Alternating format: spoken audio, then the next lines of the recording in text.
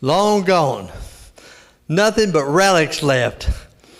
And really until archaeologists in the 19th and 20th centuries really started finding remnants of Babylon, no one even knew it existed. And so what we have here is that the same message is being brought to bear. And so let's start with verse 1 of chapter 18. After these things I saw another angel coming down from heaven, having great authority, and the earth was illumined with his glory. Why is that verse significant?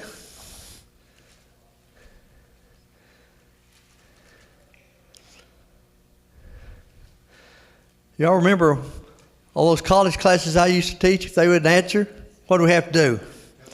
Do jumping jacks. Everybody studied it. Y'all don't feel like doing jumping jacks, I know, and I sure don't feel like leading you in them. So.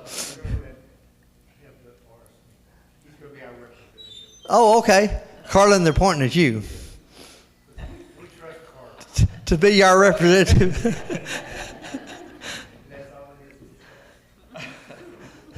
Where's this? So am I supposed to give an answer? Is that what? Well, that was. Of course, you first have to hear the question, I guess. So. What would you say that he's coming down out of heaven with great authority, and the earth is illuminated with his glory? Whose glory is this? Perfect. I just heard somebody whisper at the Perfect. name of Jesus. The bottom line is this is a voice of God. It's a royal decree which is going to completely eclipse everything else that the world's hearing at this time. Very good. Very good. I'm impressed. For some old coach in a Hawaiian shirt on Sunday morning, I am impressed. Verse 2, and he cried out with a mighty voice, saying, Fallen, fallen is Babylon the Great. She's become a dwelling place of demons and a prison of every unclean spirit and a prison of every unclean and hateful bird. Now, we've talked really for months. We've gone back and we've looked at Old Testament where it talks about the prophecy of Babylon falling, Daniel the 7th chapter, to which we referred to many times. And also we've looked at 1 Peter, the 5th chapter, where he talks about there's a Christian lady that is in Babylon, unquote. And we know that she was where? Where was Peter when he wrote 1 Peter? Starts with an R, ends in an E, and has an O-M in between there. I'll help you out. I'll help you out. Well, we've had a rough week at our house too, so I can understand it's kind of a tough morning. Peter's in Rome, about to be imprisoned and about to be executed, when he writes this, and he writes to these Jewish Christians and says, all these people send greetings, and one of them was a sister in Christ, says, who is in Rome, which is where he was. And so we know, again, we've talked about it so many times, Rome and Babylon are synonymous here. Now he goes on, he says, for all the nations have drunk the wine of the passions of her immorality, and the kings of the earth have committed acts of immorality with her, and the merchants of the earth have become rich by the wealth of her sensuality. Now, remember last week, we didn't get quite finished with chapter 17. If you'll skip back up to verse 14, he talks about, he says, these will wage war against the Lamb, and the Lamb will overcome them, because he is Lord of lords and King of kings, and those who are with him are the called and chosen and faithful. Now, do you remember from last week? And if you don't, it's certainly not your fault. We were flying through it trying to finish up. The 10 kings, who do we say they were? It's not Roman emperors. We've already talked about them.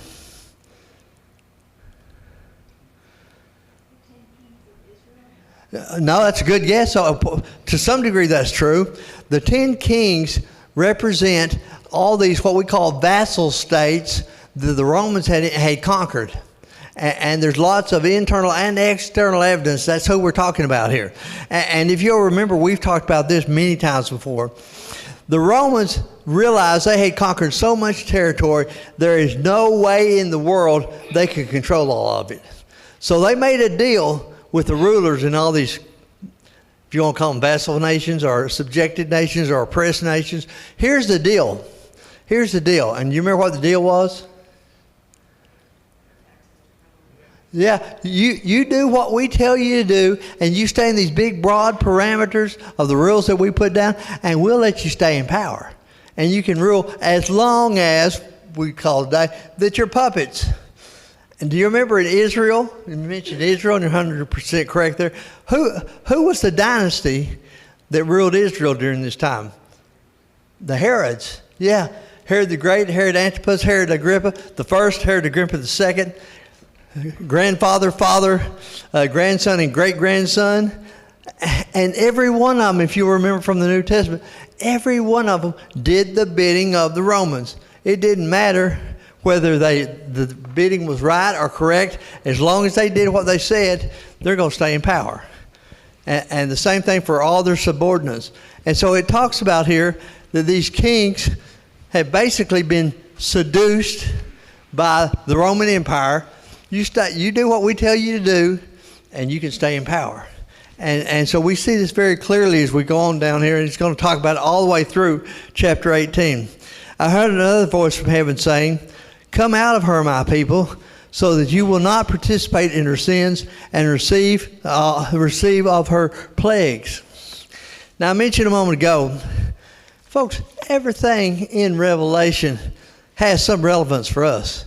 There's nothing here. This is one of those eternal truths. What did the angel just say to the Christians in the first century here? Come out of her. What does that mean? Quit sinning. Yeah, don't participate in this ungodliness. There was plenty of that roaming around in Rome in the first century. How about today? How's that apply to us today? There ain't sin in our world today, in our society, in our community today? Not a bit, is there? Not a bit. Come out of her. Don't participate. You know, the scriptures use a passage of scripture of which we're all familiar, that we are to be, from the old King James, a peculiar people. Some people say, I don't want to be peculiar. But what's that passage mean? Don't look like the rest of the world. Yeah, very good. Don't look like everybody else. And I'm afraid that may be one of the greatest tactics that Satan used then and uses now. Hey, you don't want to look different. You need to participate in all these things that bring pleasure in life. And we're going to see that more as we move on here. Verse 5. For her sins have piled up as high as heaven, and God has remembered her iniquities. You know, I got a strong feeling that was very, very comforting to these Christians that are suffering so badly during the Roman Empire. What did that verse 5 just say? God knows. God knows. He hadn't forgotten. Now, we've already seen several times, he hasn't forgotten the Christian's way. He hadn't forgotten their faithfulness. He knows all that. He knows all that. But he also knows those that have opposed him and those that have aligned themselves with Satan. It was true in the first century. It's true today. God remembers. God knows. He says, pay her back even as she is paid, and give back her double according to the deeds in the cup which she has mixed, and twice as much for her. What did that say? I'm sorry, go ahead. Exactly. The retribution from God for those people that, remember, we've talked about over and over and over, God keeps giving mankind a chance to do what? Repent over and over and over. You glad that's the case? Well, this old boy is. I look back, I am glad that God is patient. I'm glad that God has forgiven me. I'm glad that God has given me a chance after chance after chance. He's doing the same thing. You know, back in chapter 6, verse 10, the Christians, they have this major question that comes up. What was the question back in chapter 6, verse 10? How long? How long? And the answer that we've seen in various and sundry ways is when God says enough, it's enough. And God says, you know, you've had chance after chance after chance, but sometimes the chances are gone. And we're seeing that right here. You remember in Hebrews, the 10th chapter, verse 30, we have a statement that really comes from Deuteronomy. God has a message. He says, vengeance is mine. What? Says the Lord, I will repay. And then if you think about verse 31, it says, it is a terrifying thing to fall in the hands of the living God. You know, that says God's going to take care of things.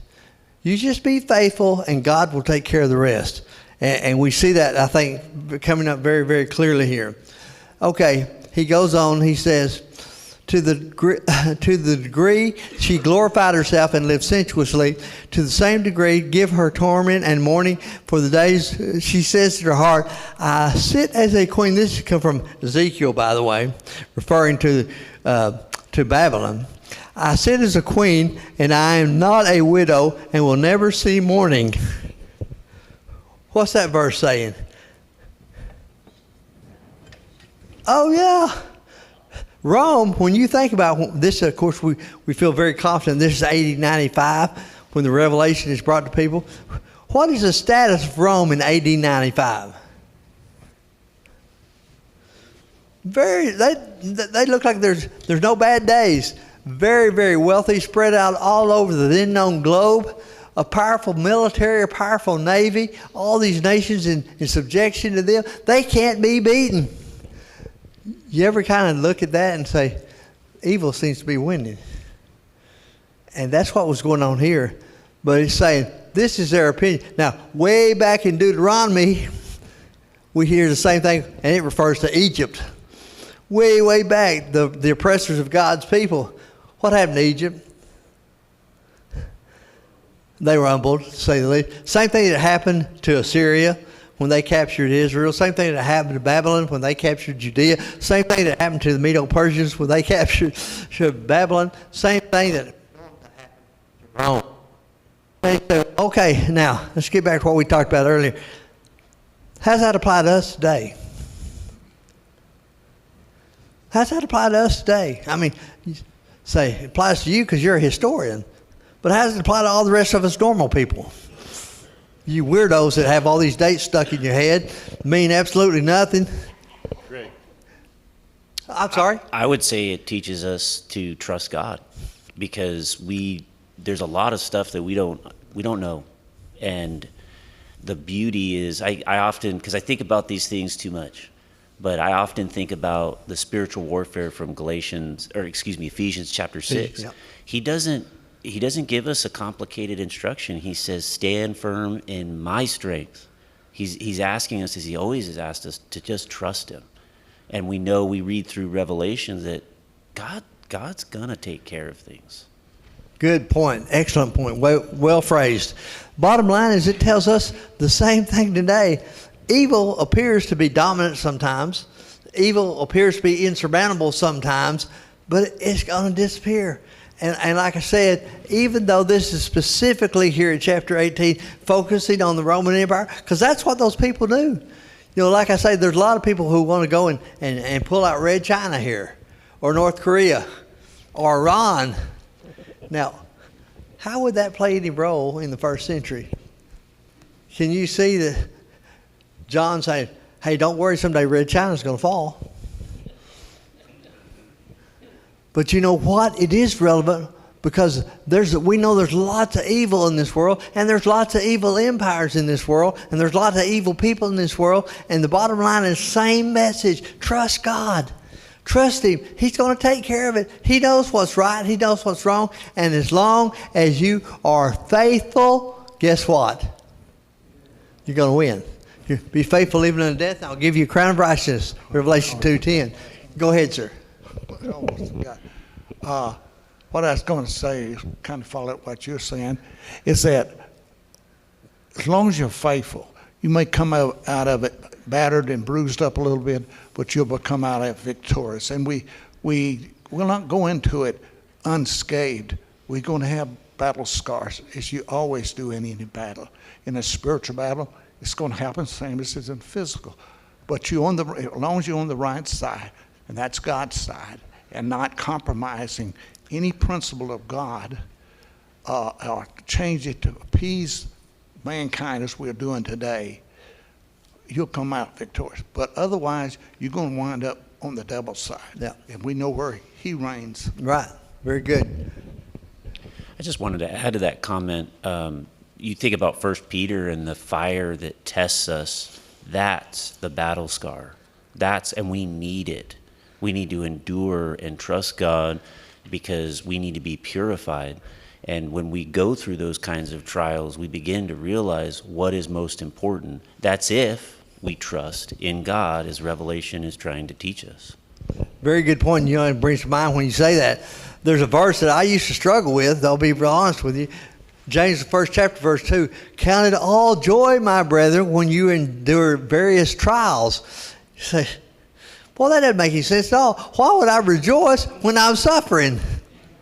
I grew up with that. I thought, I know that's what I'm supposed to do, but I'm having a hard time, and sometimes still today, I have a hard time with that. But then he goes on in verse 3 and 4 and tells you exactly why. Why did James say you could rejoice? Because it's going to do what when you suffer? You're going to... That's right. It's going to give you... I mean, it's just like... Carlin and I both were coaches and both were athletes. And two-a-days, I didn't even like two-a-days when I was a coach. It was hot and miserable. And why'd you go through all that tough struggle in two-a-day workouts in August in full pads? Why in the world would you do that? It conditioned you. And there were some Friday nights, on a cool Friday night, that what you learned back there in August, took it with you. It made you stronger. It gave you confidence. And that's what I see us saying right here. Okay, then he goes on. Now this reflects back to what we talked about at the end of chapter 17, verse 9. And the kings of the earth who committed acts of immorality and lived sensuously with her will weep and lament over her when they see the smoke of her burning. Now all these vassal nations, they were rewarded not only with semi-autonomy, but they were also rewarded, we call economically, because Rome would trade with them. And all the wealth that Rome had acquired all over the world was shared with them. So they had trade, they had buying, they had selling, they had all this economic power, and he's going to refer to that here. Standing at a distance because of the fear of her torment, saying, Woe, woe, the great city, Babylon, the strong city, for in 1 hour your judgment has come. Now, we've talked about this several times. 1 hour? Rome didn't fall in 1 hour. What's he saying? Short time. You know, we've seen this all the way through. And in fact, you remember when we were talking about God starts telling the saints, hey, you're going to suffer, remember, for 3.5 months, 146 days, a time and a half, 42 months. You know, that was used throughout the early part of this book. And what he wasn't talking about, I've heard a lot of people say, oh, Christians aren't going to have to suffer but for 3.5 years. Rome didn't fall in an hour. It took several hundred years. But the whole message is, again, we've talked about that symbolism of apocalyptic literature over and over and over again.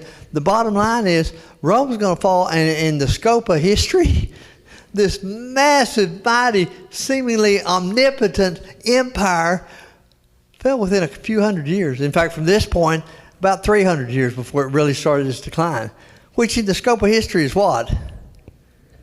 A very, very, very blink of an hour. Short time. So he says this is going to happen, and these folks are going to, look at verse 11, and the merchants of the earth weep and mourn over her because no one buys their cargoes anymore. What happened when the Roman Empire fell apart worldwide? Everything collapsed. All types of government collapsed, all types of economy collapsed, all types of social mores collapsed. In fact, if you remember, ultimately it led into a period of time that we call what? Dark Ages, medieval time. You know, a time where there's no law, there's no structure, there's no order. And he's given a little bit of insight here. He says, cargoes of gold and silver and precious stones and pearls and fine linen and purple and silk and scarlet and every kind of citron wood, and every article of ivory, and every article made from the very costly wood, and bronze, and iron, and marble, and cinnamon, and spice, and incense, and perfume, and frankincense, and wine, and olive oil, fine flour, and the wheat, and the cattle, and the sheep, and the cargoes of those horses, and chariots, and slaves, and human lives. The fruit you pay attention to verse 14. The fruit you long for has gone from you, and all those things that were luxurious and splendid have passed away from you, and men will no longer find them. Now, that was true to these folks.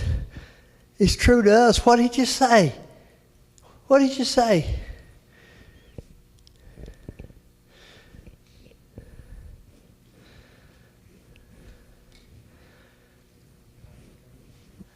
Okay.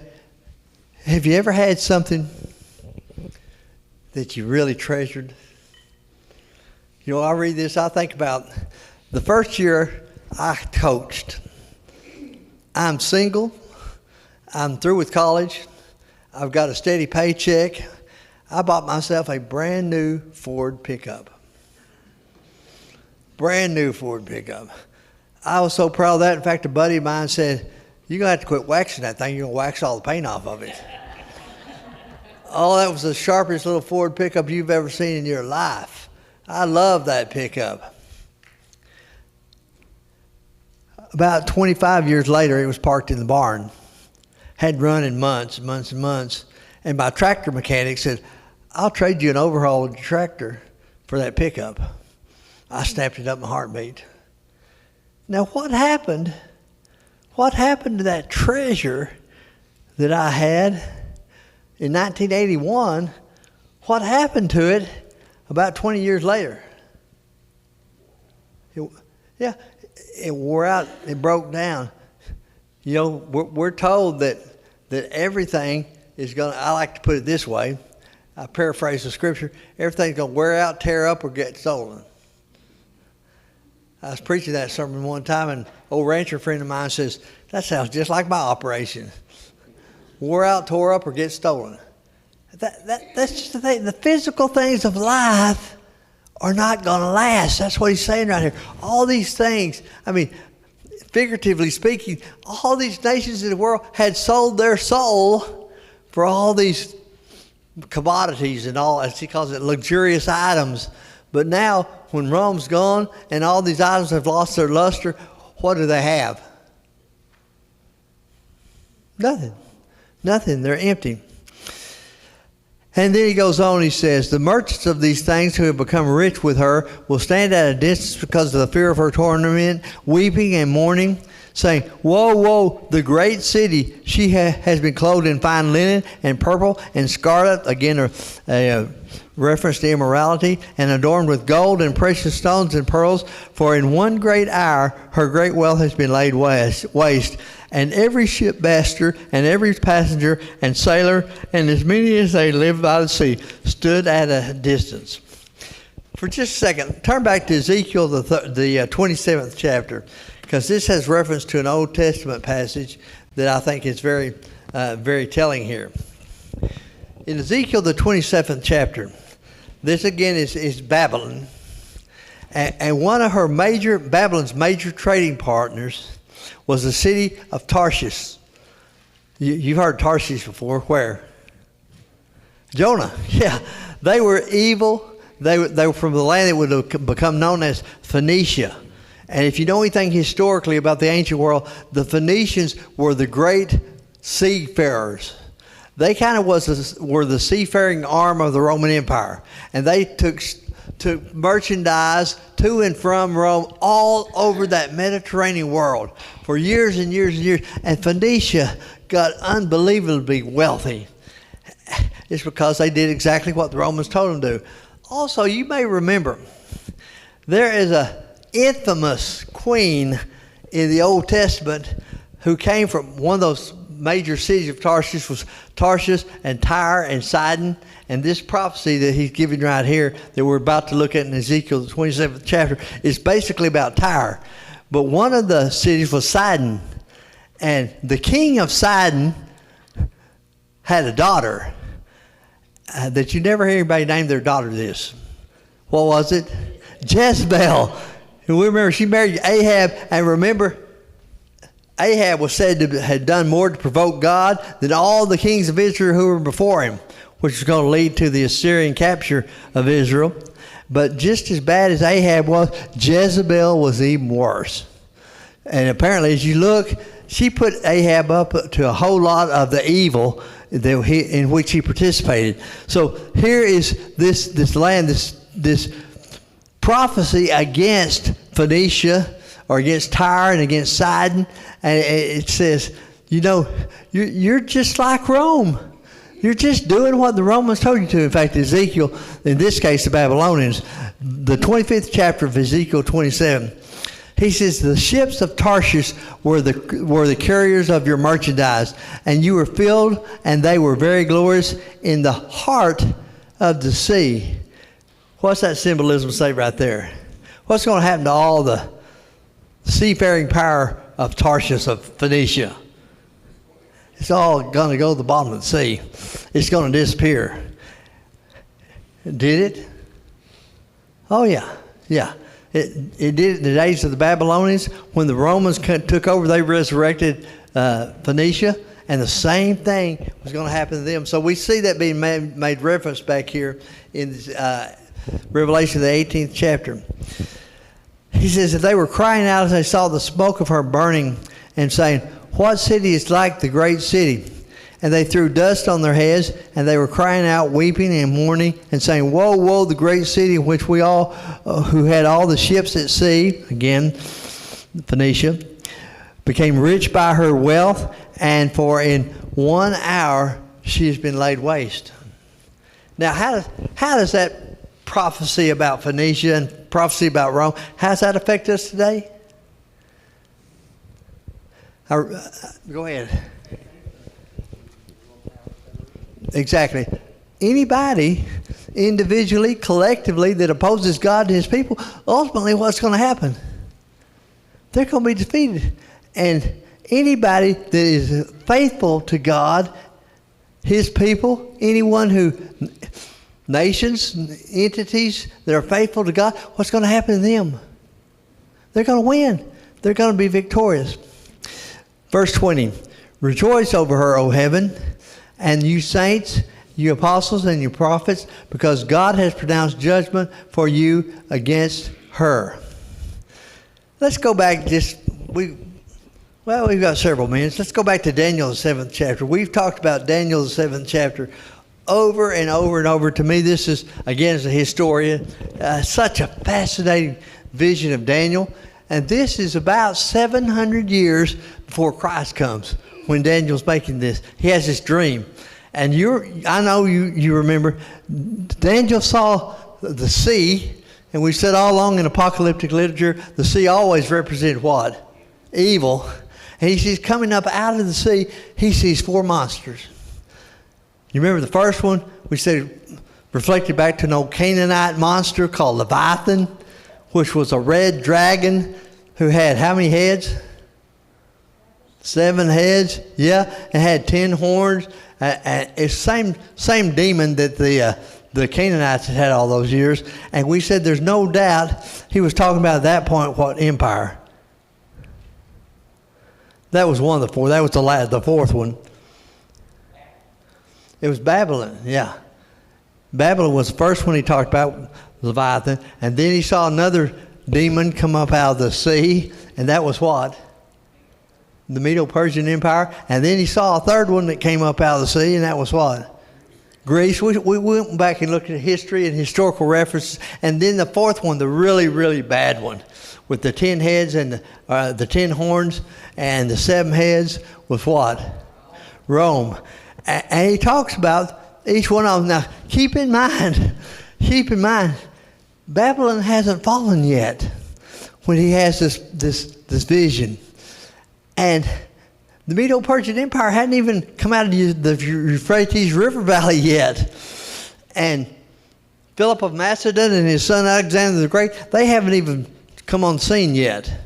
And Rome is still a long way from becoming a world-dominating power. And yet he prophesies all this 700 years before it ever happens. And then he goes into great length talking about what's going to happen to Rome some way, way down, centuries down the line. And I'd ask you, Daniel 7, look what he says in verse 25. When he's talking about this fourth monster with in fact, look at verse 24. As for the 10 horns out of this kingdom, 10 kings, does that sound familiar? Same terminology over in Revelation 18, will arise, and another will arise after them, and he'll be different from the previous ones, and will subdue 3 kings. Verse 25, he'll speak out against Most High, again, the monster, referring to Rome, and will wear down the saints of his highest one, and will intend to make alterations in times and in law, and they'll be given into his hands for what? Time, times, and half a time, which comes out to equal what? 3.5 years. We also see some places 146 or 1,460 days, and some places, we see the 3.5 months. Or 42 months rather. But the court will sit for judgment, and his dominion will be taken away, annihilated, and destroyed forever. What did he just say in his prophecy about Rome hundreds of years down the road? It's going to be destroyed. Say, wait a minute, Daniel. It hadn't even come about yet. What does that tell you about our God? He's all-knowing. He's omniscient, isn't he? He's all-powerful. And we're going to see a point in just a second that even tells us more about this. Then the sovereignty and the dominion and the greatness of all his kingdoms under the whole heaven will be given to the people of the saints of the highest one. His kingdom will be everlasting kingdom, and all the dominions will serve and obey him. Of all the kingdoms that the world has ever seen, what's the only one that's ever going to last for eternity? God's kingdom, Jesus' kingdom, the Lord's kingdom. And to me, again, as a historian, I read this whole 7th chapter of Daniel, and I think, how could you not believe? How can you not believe that God's in control and God's all-knowing, all-powerful, and everywhere? Because everything that he talks about here in chapter 7 came to fruition or will. Now, let's go on here. And the sound of the harpists and the musicians and the flute players and the trumpeters will not be heard any longer. Remember, we talked about every time you hear a harp or singing, what does that say? Rejoicing. But in this case, he's talking about evil. And someday evil will not what? Will not rejoice anymore.